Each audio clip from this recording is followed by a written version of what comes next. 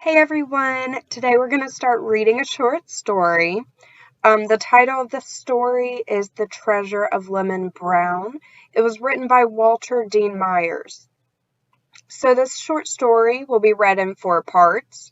Today we will be starting part 1. So here we go. The Treasure of Lemon Brown by Walter Dean Myers. The dark sky, filled with angry, swirling clouds, reflected Greg Ridley's mood as he sat on the stoop of his building. His father's voice came to him again, first reading the letter the principal had sent to the house, then lecturing endlessly about his poor efforts in math. "I had to leave school when I was 13, his father had said. "That's a year younger than you are now. If I'd had half the chances you have, Greg sat in the small pale green kitchen listening, knowing the lecture would end with his father saying he couldn't play ball with the Scorpions. He had asked his father the week before, and his father had said it depended on his next report card. It wasn't often the Scorpions took on new players, especially 14-year-olds.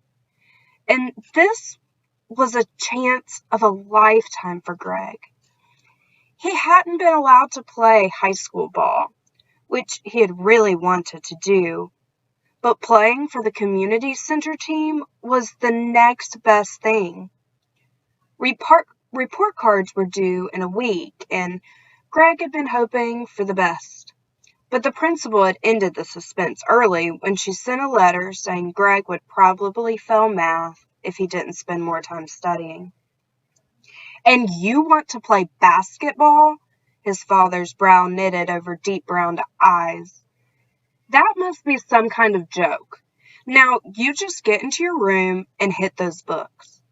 That had been 2 nights before.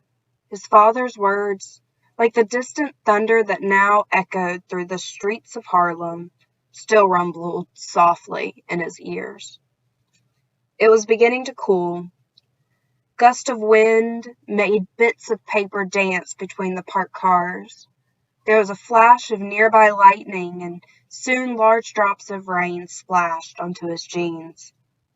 He stood to go upstairs, thought of the lecture that probably awaited him if he did anything except shut himself in his room with his math book, and started walking down the street instead. Down the block there was an old tenement that had been abandoned for some months. Some of the guys had held an impromptu checker tournament there the week before, and Greg had noticed that the door, once boarded over, had been slightly ajar. Pulling his collar up as high as he could, he checked for traffic and made a dash across the street. He reached the house just as another flash of lightning changed the night to day for an instant, then returned to graffiti-scarred building to the grim shadows. He vaulted over the outer stairs and pushed tentatively on the door. It was open, and he let himself in.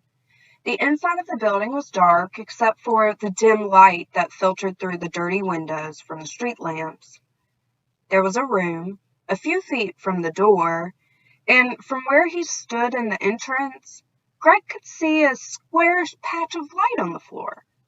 He entered the room, frowning at the musty smell. It was a large room that might have been someone's parlor at one time.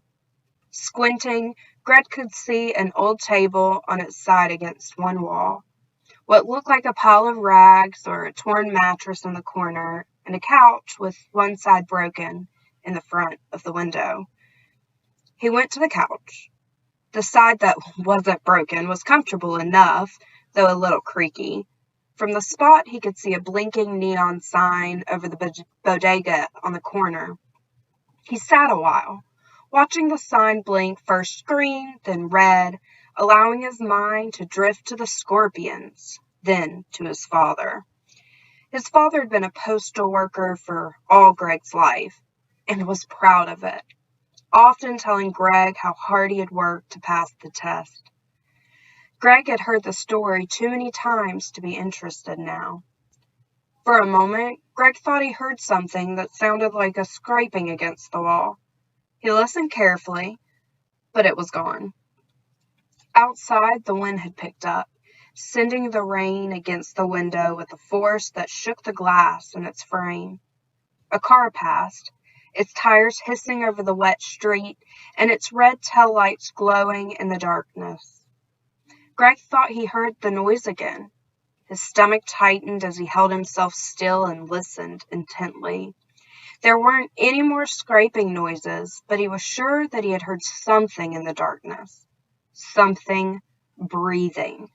He tried to figure out just where the breathing was coming from. He knew it was in the room with him. Slowly he stood, tensing. As he turned, a flash of lightning lit up the room, frightening him with its sudden brilliance.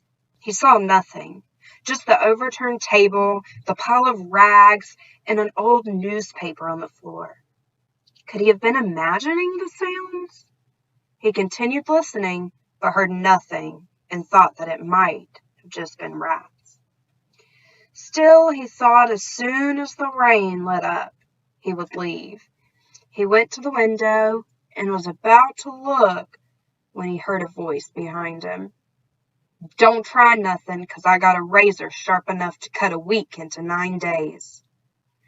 Greg, except for an involuntary tremor in his knees, stood stock still. The voice was high and brittle, like dry twigs being broken. Surely not one he had ever heard before. There was a shuffling sound as the person who had been speaking moved a step closer. Greg turned, holding his breath, his eyes straining to see in the dark room. So that is all for part 1. We will start part 2 tomorrow. So make sure you listen in for part 2. Thanks, guys.